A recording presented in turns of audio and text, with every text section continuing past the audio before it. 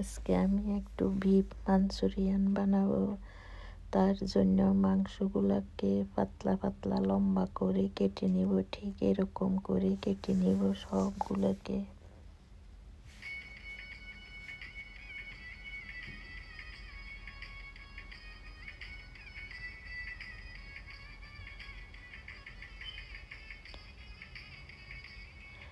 আমার মাংসগুলা কাটা হয়ে গিয়েছে। এবার এগুলাকে একটু কোকা কোলা আর একটু ভিনেগার দিয়ে ম্যারিনেট করে 2 ঘন্টার জন্য রেখে দিব।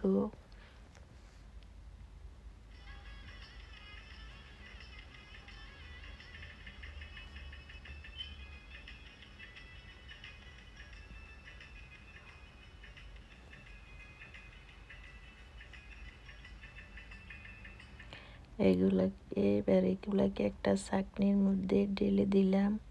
এদিকে আমি একটা মশলা রেডি করে নিব। এখানে মরিচের গুঁড়া, তারপরে চিকেন পাউডার, টমেটো পাউডার,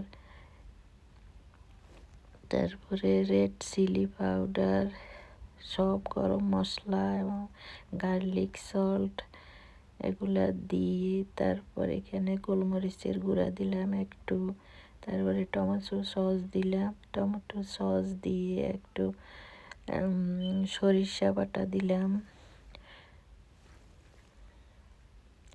তারপর একটু অলিভ অয়েল দিয়ে এগুলাকে ভালো করে মেখে নিব। এখানে আদা রসুন পেস্টও দিয়ে দিলাম।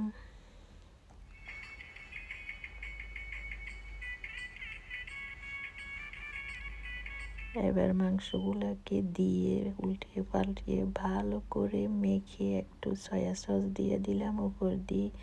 এবার নরমাল ফ্রিজে সারা রাতের জন্য রেখে দিব, তারপরের দিন রান্না করব।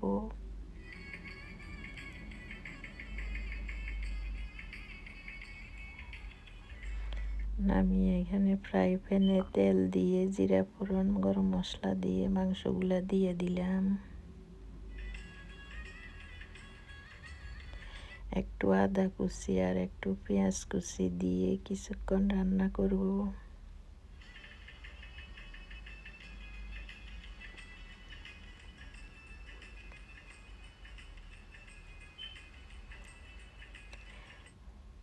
এবার বেল পেপার, তারপরে গাজর, পেঁয়াজ কুচি দিয়ে ডেকে আরও কিছুক্ষণ রান্না করে নিব।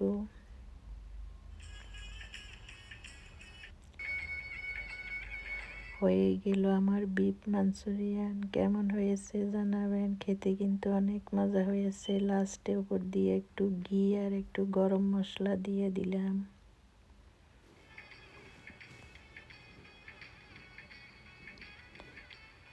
লাস্টে একটু ধনেপাতাও দিলাম।